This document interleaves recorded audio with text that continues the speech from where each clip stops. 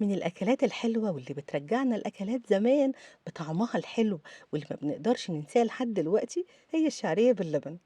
طبق على قد ما هو بسيط لكن طعمه مش عادي. يعني لو نفسكم في حاجة حلوة سهلة وسريعة وتتقدم سخنة، يبقى مفيش أحلى ولا أطعم من طبق الشعرية باللبن ده. في طاسة على النار هنحط معلقتين حلوين كده كبار من السمنة البلدي، وهننزل عليهم بكوباية ونص من الشعرية ونحمرها بقى في السمنة.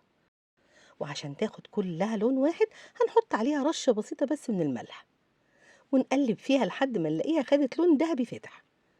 نحط عليها بقى 5 معالق كبار مليانين من السكر، ونقلبهم شوية مع الشعرية. عايزين السكر يتكرمل بسيط والشعرية تاخد اللون الدهبي بس غامق شوية، بس نخلي بالنا عشان ما تتحرقش.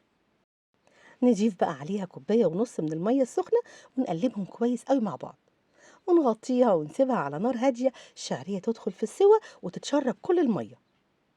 وبعد كده هنضيف عليها لتر من الحليب الطبيعي وكيس من الكريم شانتيه، بيخليها كريمية وبيديها طعم حلو قوي. لو اللبن كان سخن دوبوا الكريم شانتيه بره الأول في شوية لبن باردين عشان ما يكلكعش معاكم. نقلبهم بقى كويس مع بعض ونظبط طعم السكر زي ما بتحبوه.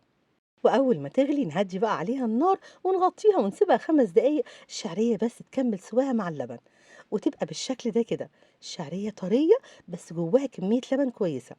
يعني نخلي بالنا علشان لما بتقعد شوية هتشرب كمية حلوة من اللبن.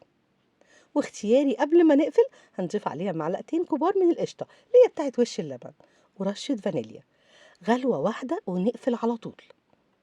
كمية اللبن اللي بنضيفها ممكن تزيد أو تقل على حسب انتوا بتحبوا قد ايه فيها لبن بعد ما تستوي.